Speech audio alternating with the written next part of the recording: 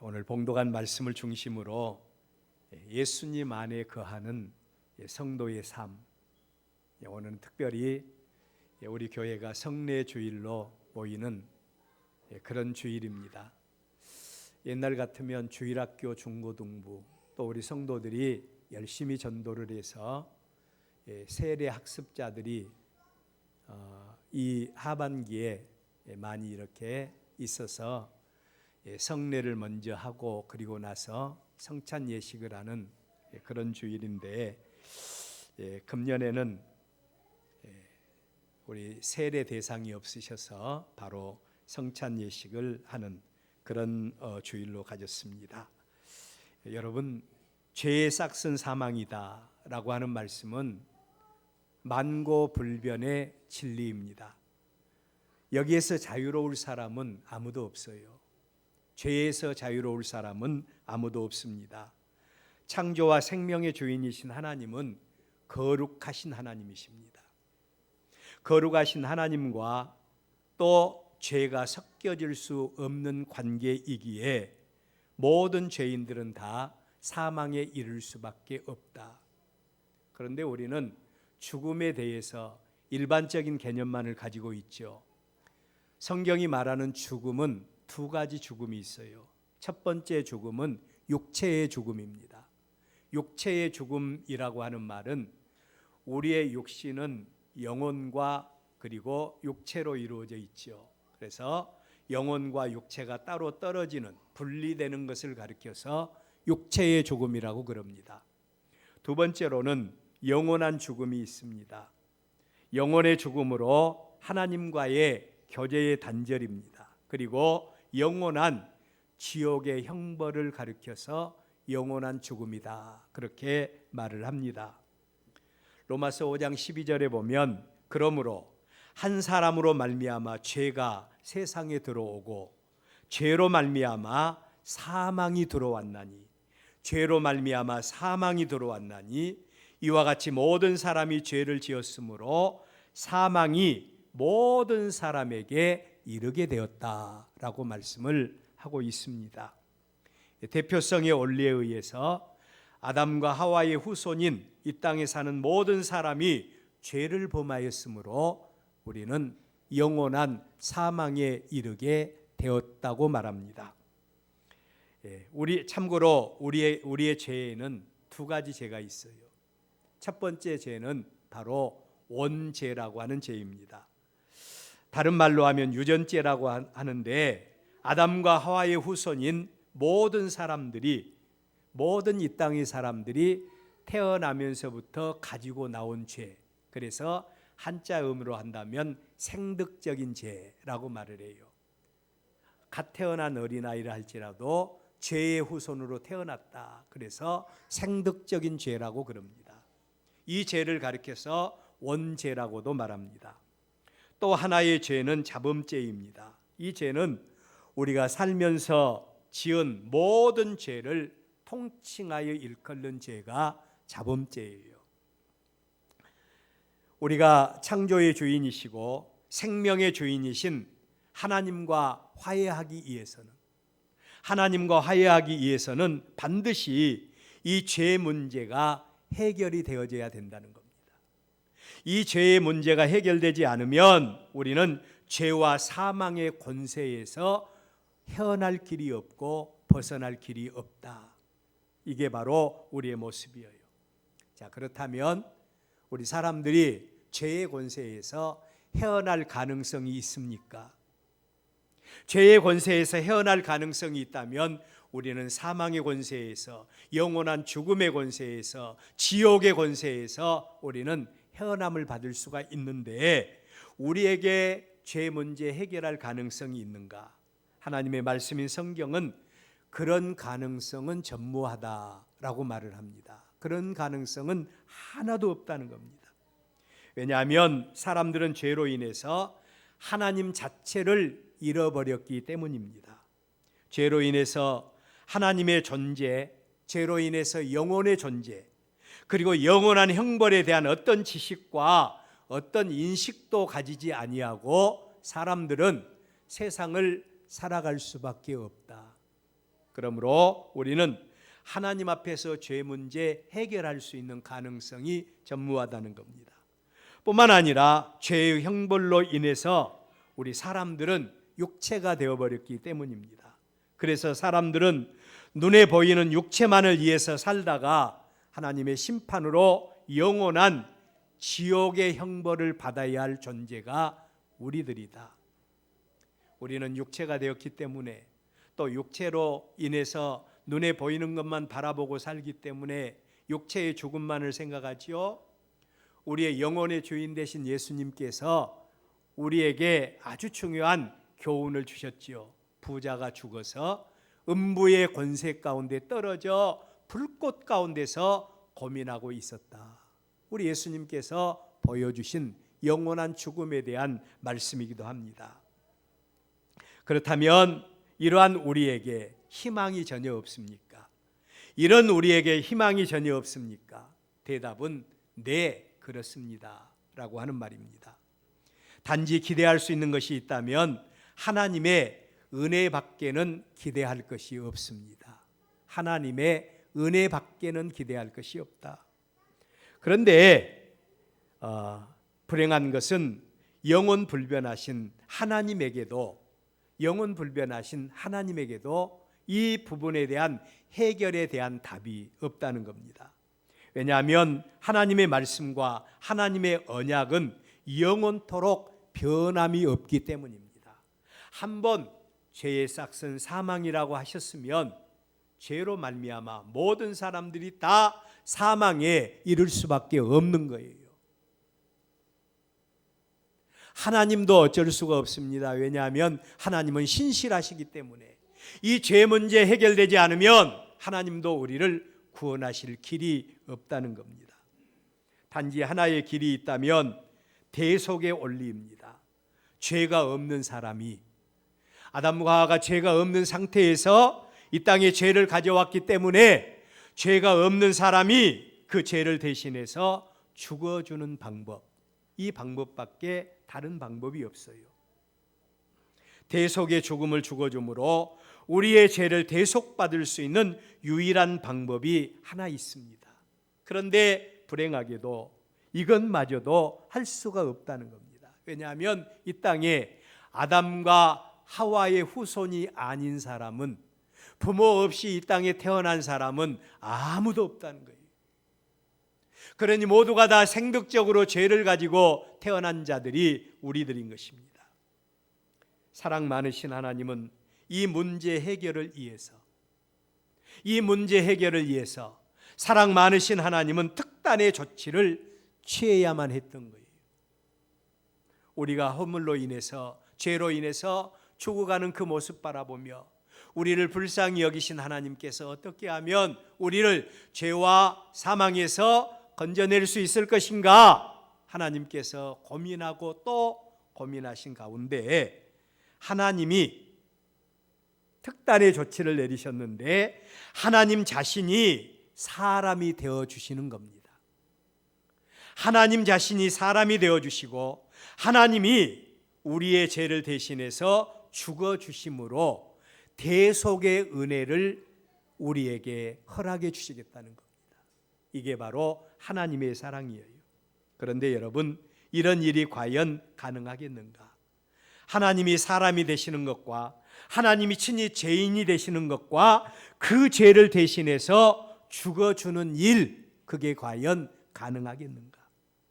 그런데 하나님은 친히 사람이 되시기로 작정을 하셨습니다. 하나님이 친히 사람이 되기로 작정을 하셨어요. 그리고 그 하나님은 동정녀 마리아를 통해서 성령으로 잉태되어서 사람의 몸을 입으시고 이 땅에 오셨다. 여러분, 이러한 하나님의 행위에 대해서 수많은 하나님의 천군과 천사들이 이렇게 찬양을 합니다. 지극히 높은 곳에서는 하나님께 영광이요, 지극히 높은 곳에서는 하나님께 영광이요, 땅에서는 하나님이 기뻐하시는 사람들 가운데 평화로다. 하나님이 사람의 몸을 입으시고 이 땅에 오셨을 때 하나님의 천군과 천사들이 하나님께 영광의 찬양을 드리는 그 찬양의 내용인 것입니다. 여러분, 하나님이 사람의 몸을 입으시고 이 땅에 오심이 어떻게 하나님께 영광이 될 수가 있습니까? 신실하신 하나님, 영원 불변하신 하나님, 죄로 말미암아 망할 수밖에 없는 사람을 위해서 하나님의 아들이신 예수님이 내가 그들의 죄를 대속하기 위해서 사람의 몸을 입고 이 땅에 오시겠다고 하셨고, 그 예수님이 사람의 몸을 입고 이 땅에 오시는 순간에 하나님의 구원의 문이 활짝 열린 겁니다. 그러니 사랑 많으신 하나님이 영광을 받지 않으실 수가 없지요. 하나님의 천군과 천사들이 하늘에는 영광이요 라고 이렇게 찬양을 한 겁니다. 두 번째로 구원의 길을 얻게 된 사람들 가운데는 평화가 되었다고 하나님의 천군과 천사들이 찬양을 하고 있습니다. 그 하나님이신 예수님은 사람들에게 자기 자신을 나타내 보이시고 자기 자신을 증거하기 위해서 3년간의 공생애의 삶을 사십니다. 사람들은 그 예수님을 통해서 놀라운 하나님의 구원과 하나님의 역사를 목격하게 됩니다. 그리고 그 예수님은 아무런 죄도 없이 속죄양이 되셔서 십자가에 못 박아 죽으십니다. 예수님 곁에 있었던 예수님의 제자들이 예수님이 잡혀가시려고 했을 때 그들은 칼을 가지고 예수님을 잡으러 온 사람들에 향하여 칼을 휘두르고 했습니다. 그때에 예수님께서 주신 말씀이 있어요. 칼을 내려놓아라. 칼을 가진 자는 칼로 망한다. 그러면서 예수님께서 주신 말씀은 내가 하늘에 12군단 더 되는 천사를 동원해서 저들을 물리칠 수 있다. 말씀 한마디로 예수님이 그들을 물리칠 수 있습니다. 그럼에도 불구하고 예수님이 스스로 잡혀가십니다. 그리고 십자가에 못 박아 죽으십니다. 마치 속죄양이 되신 것 같이 예수님이 십자가에 못 박아 죽으셨다. 그 예수님을 가장 가까이서 목격한 베드로는 주는 그리스도이시요 살아계신 하나님의 아들입니다. 그리스도라고 하는 말은 하나님께로부터 기름 부음 받아 이 땅에 오신 분, 그리고 살아계신 하나님의 아들이라고 고백한 겁니다. 자기 백성을 저희 죄에서 구원하기 위해서 이 땅에 오신 하나님의 아들이 예수님이십니다 라고 고백을 했을 때 우리 하나님은 그 고백 위에 이 땅에 하나님의 교회를 세우셨어요. 그러니 이 교회는 바로 그리스도이신 예수님이 머리가 된 곳이고, 그리고 이 교회는 하나님의 구원의 은혜와 사죄의 은총이 흐르는 복된 교회인 줄로 믿습니다. 세상의 그 어떤 기관보다도 소중한 곳이 바로 하나님의 몸된 교회인 것입니다. 그렇다면 오늘 우리는 이러한 말씀들을 중심해서 예수님 안에 거하는 성도의 삶이 어떠해야 될 것인가에 대해서 오늘 성찬주일에 하나님의 말씀을 드리려고 합니다. 첫째로 우리의 믿음은, 우리 한번 따라서 해볼까요? 신비이다. 우리의 믿음은 신비라는 겁니다. 오늘 우리가 읽은 본 말씀의 배경을 보면 예수님이 하나님 되심을 그를 따르는 모든 사람들에게 충분히 보여주십니다. 그 예를 든다면 우리 예수님께서 베데스다라고 하는 연못이 있어요. 이 연못은 하나님의 은혜가 임하는 연못인데 1년에 한 번씩 하나님의 천사가 내려와서 이 연못의 물을 요동시킬 때에 맨 처음에 들어간 사람은 어떤 병에 걸렸든지 다 치료를 받을 수 있는 신비의 연못입니다. 은혜의 연못입니다. 이 연못가에 누가 있었는고 하니 38년이나 되는 중풍병자가 있어요. 일어서지도 못해요. 누가 이 물이 요동할 때 맨 처음에 이 중풍병 환자를 연못에 던져 넣어줘야 되는데 그럴 사람이 없어요. 그러니 이 땅에서 소망이 없는 그런 사람이죠. 그런데 이 중풍병자가 누구를 만났는고 하니 예수님을 만납니다. 예수님께서 이 중풍병자에게 일어나서 네 상을 가지고 걸어가라 명령하시고, 이 중풍병자가 자리에서 일어나서 상을 가지고 침상을 가지고 걸어가는 놀라운 역사가 일어났습니다. 할렐루야. 예수님께서 그 영광을 보여주신 겁니다. 뿐만 아니라 우리 예수님은 물고기 2마리와 보리떡 5개를 가지고 그 앞에 모여든 많은 군중들을 먹이시는데 무려 5,000명이나 되는 많은 사람들을 앉게 하시고 축사하신 다음에 떼어서 주라고 해서 떼어 주었고, 물고기 2마리와 보리떡 5개로 5,000명을 먹이시고, 그리고 남은 부스러기를 거둬들이게 하는데 12광줄이나 거둬들이게 하시는 역사를 사람들에게 친히 보여주셨어요. 이런 역사는 누구만 행할 수 있는 역사입니까?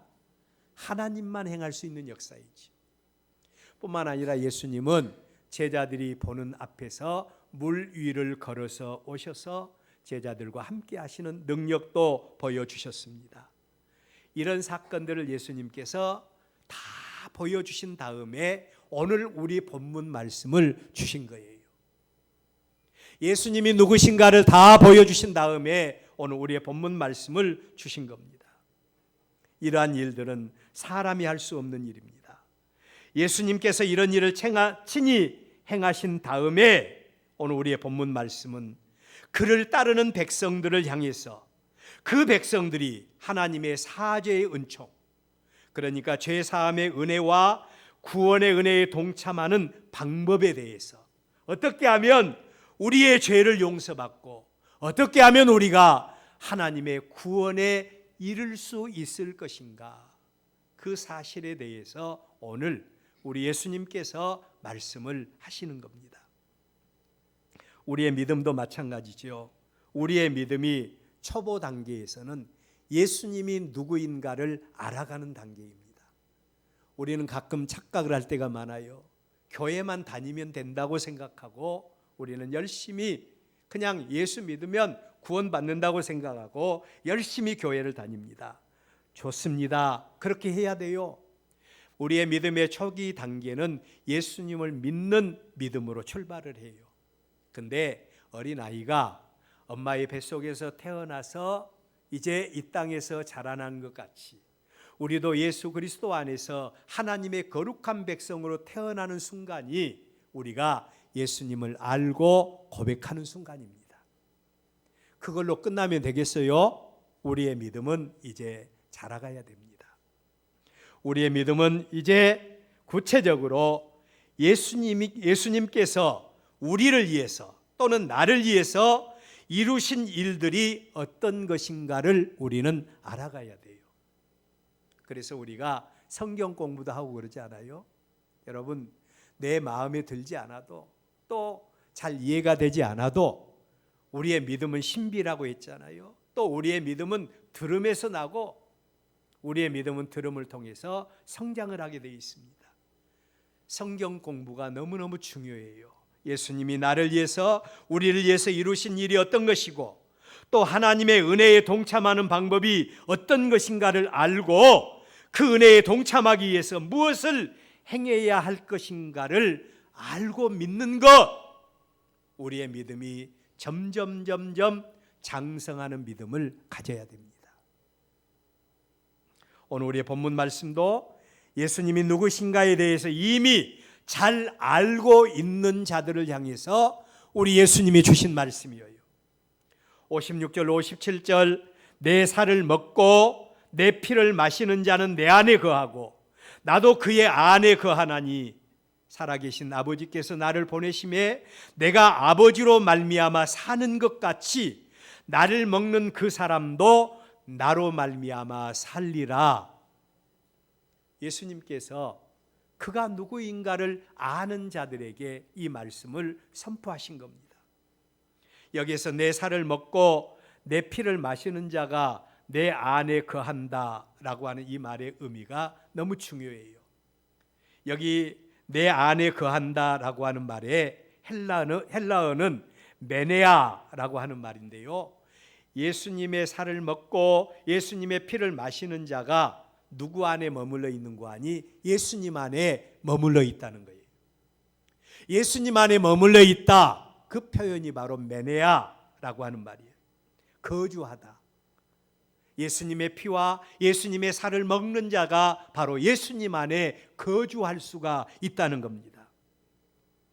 누가 예수님 안에 계속해서 머물러 있고 누가 예수 그리스도의 대속의 은혜로 죄사함을 받아 하나님의 놀라운 구원의 자리에 계속해서 머물러 있을 수 있는가에 대한 말씀이에요. 누가 그렇게 한다고 했습니까? 누가 그 은혜에 동참할 수 있습니까? 예수님은 그의 피와 그의 살을 먹는 사람이 내 안에 머물러 있을 뿐만 아니라 예수님을 통해서 이루신 구원의 은혜에 동참할 수 있다는 사실을 분명하게 선포하고 있는 것입니다. 그런데 예수님의 그러한 증거를 받은 군중들의 반응 어떠했습니까? 군중들의 반응, 유대인들의 전통에서 사람을 제물로 드리는 것, 그리고 사람의 피를 마시는 것은요, 상상도 할 수 없는 일이에요. 상상도 할 수 없어요. 피는 생명을 의미한다고 해서 생명은 하나님의 것이니 하나님께 바치라는 것이 이스라엘 백성들이 알고 있는 하나님의 계명이고 하나님의 율법입니다. 그런데 예수님은 그런 유대인들을 향해서, 그런 백성들을 향해서 자신의 살을 먹고 자신의 피를 마신 자가 내 안에 거할 수 있다. 자신의 피를 먹고 마신 자가 내 안에 거하고 예수님 품 안에 거할 수가 있다고 말한 겁니다. 자, 여러분, 이러한 예수님에 대해서 누가 믿고 따르겠습니까? 우리의 믿음이 처음에 예수 믿고 구원받는 것 너무너무 좋지요.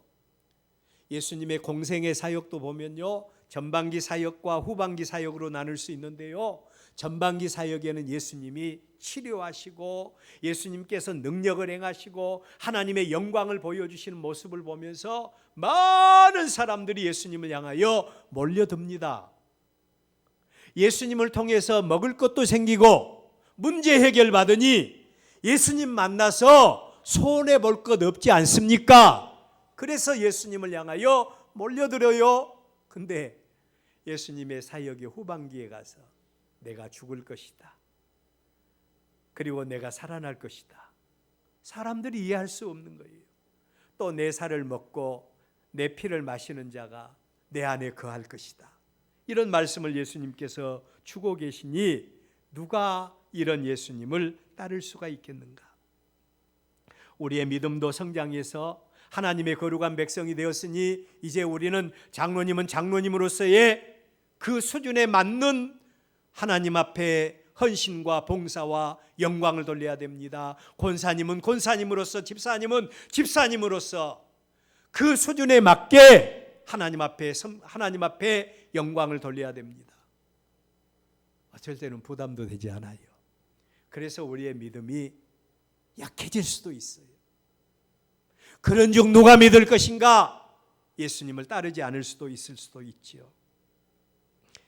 그런데 예수님께서 이런 말씀을 하신 의도는 무엇이었습니까? 예수님은 자신이 누구인가를 누구보다 더 잘 알고 계셨지요. 그 예수님은 그를 믿고 따르는 자들을 위해서 이제 얼마 있지 않으면 대속의 죽음을 죽으실 거예요. 그리고 누구든지 죄 사함 받고 하나님의 구원의 은혜에 동참하기 위해서는 반드시 그 예수님의 살과 피를 먹어야만 예수님 안에 거할 수 있다는 사실을, 말씀을 증거하기 위해서 지금 이 말씀을 주시는 겁니다. 그런데 사람들은 그러한 예수님의 교훈을 이해하지 못한 겁니다. 우리는 어때요? 우리가 예수 믿는 것을 신비라고 그럽니다. 세상 사람들에게 예수 믿으세요, 그러면 뭐라고 반응하던가요? 제가 지난주에 노방전도 하면서 길 가는 사람에게 제가 전도용품과 전도지를 줬어요. 저를 천천히 쳐다보더라고요. 그래서 못 들었는가 하고 다시 제가 이렇게 손짓을 하면서 줬더니 그래도 한참을 저를 쳐다보고 있더라고요. 그래서 그런가 보다 하고 알았습니다 하고 그냥 보냈는데, 여러분, 세상 사람들은 예수 믿으라고 하면요 관심조차도 두지 않아요. 근데 우리가 내가 죄인이라는 사실을 알고 예수님이 나의 죄를 대신해서 죽으셨다는 사실을 알고 예수님을 믿음으로 내가 예수님 안에, 예수님이 내 안에 거한다는 사실을 알고 내가 하나님의 거룩한 백성으로 사죄의 은총과 함께 영생을 소유받은 하나님의 거룩한 백성이 되었다는 사실이 믿어지는 것이 신비인 줄로 믿습니다. 이게 바로 신비예요. 하나님이 우리에게 믿음을 주시지 않으면, 하나님이 우리에게 은혜를 주시지 않으면 우리는 예수님의 대속의 은혜를 받아들일 수가 없는 것입니다. 그렇다면 두 번째로 우리의 구원은 사람의 방법이 아닌 하나님이 정해 주신 방법으로만 가능하다는 사실이에요. 세상 사람들은 우리의 구원을 위해서, 영생을 위해서 자기의 방법을 가지고 수단과 방법을 다 동원하지요. 여러분이 아마 한 번쯤은 접해 보셨을 거예요. 대학생 전도회에서 주고 있는 사형리라고 하는 그런 전도지에 보면요, 다리가 하나 나져 있어요. 사람과 하나님과의 사이가 벌어져 있고, 그리고 또 그 사이에 다리가 하나씩 놓여져 있는데 그 다리를 보면 하나님의 영광이 이르지 못해요. 다 중간에 다리가 꺾여져 있습니다. 그런데 유일한 다리가 하나 있지요. 그게 바로 예수님의 십자가의 다리입니다. 십자가를 통해서만 우리가 하나님 앞에 나갈 수가 있다는 거죠. 58절, 이것은 하늘에서 내려온 떡이니 조상들이 먹고도 죽은 그것과 같지 아니하여 이 떡을 먹는 자는 영원히 살리라. 여러분, 어떻게 예수님의 피와 예수님의 살을 먹는 자가 예수님 안에 머무를 수 있을까요? 구약 성경에서 오늘 우리의 본문의 사도 요한은 두 가지 그 예표를 우리에게 보여줍니다. 첫 번째 예표가 이스라엘 백성들입니다. 하나님이 하나님의 선민으로 구별하신 이스라엘 백성들. 그래서 그 백성이라고 하는 증표로 할례를 행하도록 해서 하나님의 거룩한 백성으로 구별된 자, 세상과 끊어진 자, 그런 자로 이스라엘을 하나님이 세우셨어요. 근데 그 이스라엘이 하나님 앞에 나갈 때 무조건 하나님 앞에 나가면 어떻게 됩니까? 하나님의 심판에 의해서 다 그들은 죽음에 이르게 돼요. 그런데 그들이, 이스라엘 백성들이 하나님 앞에 나갈 때 반드시 치러야 될 의식이 있습니다. 그게 뭔고 하니 소, 양, 염소, 비둘기 이런 짐승을 먼저 죽여서 피를 흘리고 각을 떠서 하나님 앞에서 태워서 드리는 제사, 이걸 가리켜서 번제라고 그래요. 이 번제를 통해서 그들은 하나님 앞에 나아갈 수가 있었습니다. 죄로 말미암아 하나님 앞에 나는 마땅히 죽을 죄인 중에 괴수이고 하나님을 볼 수 없는 우리이지만, 그러나 이 짐승이 나의 죄를 대신해서 죽어줌으로 우리는, 이스라엘 백성들은 번제를 통해서 하나님 앞에 나아가 하나님의 얼굴을 배울 수가 있었던 겁니다. 우리 예수님도 마찬가지죠. 그는 하나님이시고 모든 것을 능히 행할 수 있는 능력이 있었지만 하나님의 의를 이루고 우리의 죄를 대신하기 위해서 우리 예수님은 십자가에 못 박아 죽으셨습니다. 십자가에 못 박아 죽으셨어요. 여러분, 예수님이 십자가에 못 박아 죽으시는 과정 속에서도요, 얼마나 큰 어려움이 많은지 몰라요. 왜냐하면 예수님이 죽으심으로 이 땅에 구원의 길이 열리기 때문에 사단 마귀가 그렇게 예수님의 십자가 죽음을 방해를 합니다. 그럼에도 불구하고 예수님은 십자가에 못 박아 죽으셨고, 그리고 우리 예수님의 대속의 죽음을 통해서 우리는 누구 앞에 나갈 수 있는 거 아니? 하나님의 은혜의 보좌 앞에 나갈 수가 있는 겁니다. 은혜의 보좌 앞에 나갈 수가 있어요. 구약의 이스라엘 백성들이 짐승의 피, 번제가 아니고는 하나님 앞에 나갈 때 죽음을 면치 못했던 것 같이 우리도 죄인의 모습으로 하나님 앞에 나가면 다 멸망에 이를 수밖에 없는 존재들이에요. 그러나 우리는 누구의 이름으로요? 예수님의 이름으로. 우리 한번 따라서 해봅시다. 예수님의 이름으로. 예수님의 이름으로. 예수님의 십자가의 그 피와 그리고 흘리신 피와 찢기신 살, 그 피와 살을 먹고 마심으로 예수님 안에 거하는 자들이 하나님의 은혜의 보좌 앞에 나아갈 수가 있다는 겁니다. 우리가 하나님 앞에 나아갈 때 예수님의 이름으로 나가고, 우리가 하나님 앞에 기도할 때 누구의 이름으로 기도합니까? 우리는 우리의 이름으로 기도할 수 없어요. 반드시 우리가 기도할 때는 예수님의 이름으로 기도할 때 우리의 기도가 하늘 보좌에 상달될 줄로 믿습니다. 여러분, 우리가 예수님의 이름으로 기도할 수 있습니다. 반드시 예수님의 이름으로만 가능한 이유입니다. 그런데 그 은혜 안에 머무를 수 있는 자가 예수님의 피와 살을 먹고 마시는 자만이 가능하다. 두 번째로는 하나님께서 하나님의 구원을 이루시는 것은 하나님의 전폭적인 역사라고 했죠. 하나님께서 이스라엘 백성들을 애굽 땅 종되었던 곳에서 구원하신 다음에 그 백성들을 광야로 인도하십니다. 한 달이 지나고 보름이 지나자 이스라엘 백성들은 애굽 땅에서 가지고 나온 식량이 바닥나 버립니다. 그들은 죽을 수밖에 없었어요. 이때에 하나님 앞에 부르짖었더니 하나님이 그 백성들로 하여금 생명을 누릴 수 있는 양식을 내려주십니다. 그 양식이 바로 만나라고 하는 양식이죠. 이스라엘은 이 만나를 먹고 광야에서 살 수가 있었던 겁니다.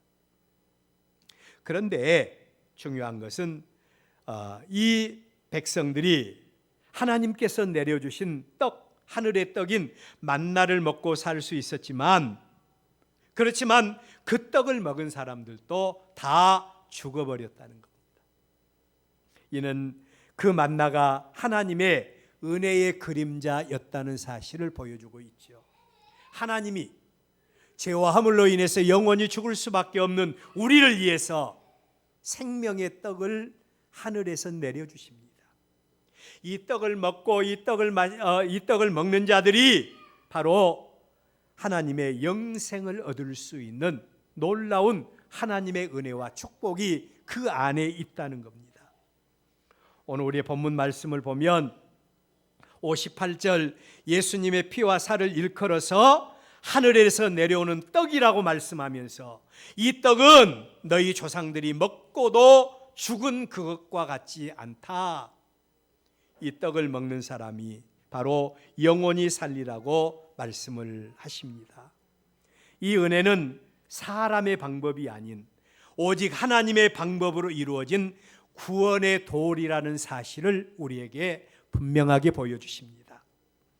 우리의 구원은 사도행전 4장 12절 말씀대로 다른 이로서는 구원을 얻을 수가 없습니다. 천하만 인간 중에 구원받을 만한 다른 이름을 우리에게 주신 일이 없다는 것이에요.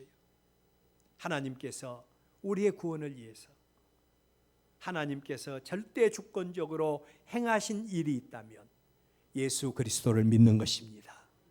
예수님이 우리의 죄를 대신해서 십자가에 못 박아 죽으셨고, 그가 흘리신 보혈의 피와 그가 찢기신 살, 이 피와 살의 동참함으로 우리는 예수님 안에 머무를 수가 있고 예수님 안에 거할 수가 있고 그들만이 은혜의 보좌 앞에 나갈 수 있다는 사실을 기억할 수 있기를 바랍니다. 마지막으로 예수님 안에 거하는 성도의 삶을 위해서 우리가 반드시 가져야 될 신앙의 조건이 있습니다. 우리가 반드시 가져야 될 신앙의 조건이 있어요. 첫째로는 예수님 안에 거하기 위해서는 반드시 예수님이 누구인가에 대한 지식을 가져야 됩니다. 예수님이 누구신가를 알아야 돼요. 오늘 우리의 본문에서 예수님이 자신의 피와 자신의 살에 동참하는 자들에게 주어진 은혜에 대해서 말씀하고 있는 그 대상자들이 누굽니까? 예수님이 누구신가에 대한 분명한 지식을 가지고 있는 그 무리들을 향하여 이 말씀을 주신 거예요. 예수님이 누구신가를 아는 자들입니다. 예수님이 누구신가에 대해서 알지 못하면서도 예수님의 피와 살에 동참하는 자들은 예수님의 십자가의 피와 살을 욕되게 하는 자들이라고 성경은 우리에게 말씀을 하고 있어요. 예수님의 죽으심이 어떤 죽음인가를 알고 예수님이 누구신가에 대한 분명한 지식을 가져야 우리는 예수님의 피와 살에 동참할 수 있을 줄로 믿습니다. 이 지식이 분명해야 됩니다. 두 번째로는 그 예수님에 대한 분명한 신앙 고백이 필요합니다. 신앙 고백이 필요하다. 예수님의 제자 가룟 유다를 보십시오. 예수님에 대한 지식은 누구보다 더 특출했습니다. 예수님의 제자 가운데 가장 학벌이 높고 의식이 있었던 제자가 누구인고 하니 가룟 유다예요. 열심당원입니다. 우리말로 하면 독립투사였어요. 그런데도 불구하고 그 예수님에 대한 지식을 가졌던 그가 예수님을 믿는데 자기 마음대로 믿으려고 해요. 여러분, 우리 예수 믿는 성도들에게 있어서 가장 중요한 것은 예수 믿고 구원받고 하나님의 백성으로 이제 우리가 자라가는 과정 속에서요, 하나하나 자기를 제거해야 돼요. 하나하나 나를 제거해야 됩니다. 그리고 내가 있는 그 자리에 하나님의 말씀으로 채워져야 돼요. 이게 바로 우리의 신앙의 성숙도입니다. 예수님을 닮아가는 성화의 과정입니다. 그런데 이 가룟 유다는 예수님을 자기 마음대로 믿으려고 합니다. 그 결과 예수님을 은 30에 팔아버렸어요. 가룟 유다는 생각하기를 예수님을 팔면 예수님께서 그의 능력으로 그의 대적들을 물리치고 그가 유대인의 메시아의 자리로 돌아올 것이라고 생각을 했던 겁니다. 그래서 예수님을 팔았어요. 그런데 예수님은 가룟 유다의 의도대로 움직이지를 않았습니다. 결국 가룟 유다는 스스로 목매어 죽게 되는 이런 비극적인 종말을 맞이합니다. 우리의 믿음은 신본주의를 바탕으로 해야 돼요. 그렇지 않으면 우리도 가룟 유다와 같이 결정적인 순간에 예수님을 배반할 수가 있어요. 예수님을 배반할 수 있습니다. 우리는 예수님에 대한 분명한 신앙 고백이 필요합니다. 마지막으로 우리가 예수님 안에 거하는 성도의 삶을 위해서 죄를 멀리하고 죄를 멀리해야 됩니다. 예수님의 뜻을 좇아서 행하는 자가 되어져야 됩니다. 예수님을 믿는다고 하면서도 계속해서 죄악 가운데 머물러 있어서는 안 됩니다. 우리 한번 따라서 해볼까요? 죄인 줄 알면서도 죄를 지으면 하나님이 용서하시지 않는다. 그래요. 죄인 줄 알면서도 죄를 지으면 하나님이 결코 용서하지 않으셔요. 어느 정도 믿음의 수준이 있는 성도가 하나님의 말씀대로 순종하지 않으면 하나님은 그들에 대해서 반드시 하나님은 하나님의 방법으로 그들을 다루어 나가십니다. 입술로는 주여 주여 하면서도 예수님의 뜻을 조차 행하지 않는 믿음은 죽은 믿음인 것입니다. 예수님을 인격의 중심에서 만나고 예수님을 향한 진정한 신앙 고백을 하는 자들의 특징이 있다면 예수님의 고난에 동참하는 자들입니다. 그리고 예수님의 명령과 뜻에 순종하는 믿음의 사람이 되는 것입니다. 오늘 우리는 예수님의 피와 살을 기념하는 성찬 예식을 가지려고 해요. 이 예식은 너무나도 중요한 예식입니다. 여기서 우리가 기억할 말씀은 예수님의 피와 살은 예수님의 십자가 대속 사건을 의미합니다. 그리고 그 은혜에 동참한다는 것은 예수님의 죽음이 나와 우리의 죄를 대신한 대속의 죽음, 마치 이스라엘 백성들이 하나님 앞에 나아가기 위해서 소나 양이나 염소나 비둘기나 이런 거 잡아서 피를 흘려 자기의 죽음을 대신했던 것 같이 예수님이 우리의 죄를 대신해서 십자가에 못 박아 죽으신 그 죽음인 것을 믿고 예수님의 말씀대로 그 은혜를 갈망하며 그 앞에 무릎을 꿇는 것, 예수님 앞에 예수님의 예수님 안에 거하는 삶입니다. 성찬 예식의 피와 살은 예수님의 십자가 대속의 죽음을 기념하는 중요한 예식입니다. 이 예식에 참여하기 위해서는 먼저 나를 살펴야 됩니다. 하나님 앞에서 양심의 가책이 있으면, 계속해서 죄악 가운데 머물러 있는 우리의 모습이면 우리는 이 예식에 참여해서는 안 돼요. 왜냐하면 예수님의 십자가 죽음을 욕되게 하는 것이기 때문에 그렇습니다. 내가 누구인가를 알고 예수님을 통해서 베풀어 주신 은혜를 깊이 묵상하는 자가 되어져야 됩니다. 그리고 그 은혜의 감격에서 나를 통해서, 우리를 통해서 이루시길 원하시는 하나님의 뜻이 무엇인가를 살피고 그분 앞에 온전히 무릎 꿇고 순복하는 자세로 하나님의 은혜에 참여하는 저와 여러분들이 되어져야 할 줄로 믿습니다. 이런 자들이 예수님 안에 거하는 자가 될 수 있고, 이런 자들이 하나님 앞에 사죄의 은총과 함께 은혜의 보좌 앞에 담대히 나갈 수가 있습니다. 오늘 성찬 예식에 참여하는 여러분, 우리 모두가 다 예수님 안에 거하는 성도의 모습으로 성찬 예식에 참여하고 우리의 믿음이 더 성숙하는 복된 은혜가 있기를 주의 이름으로 축원합니다.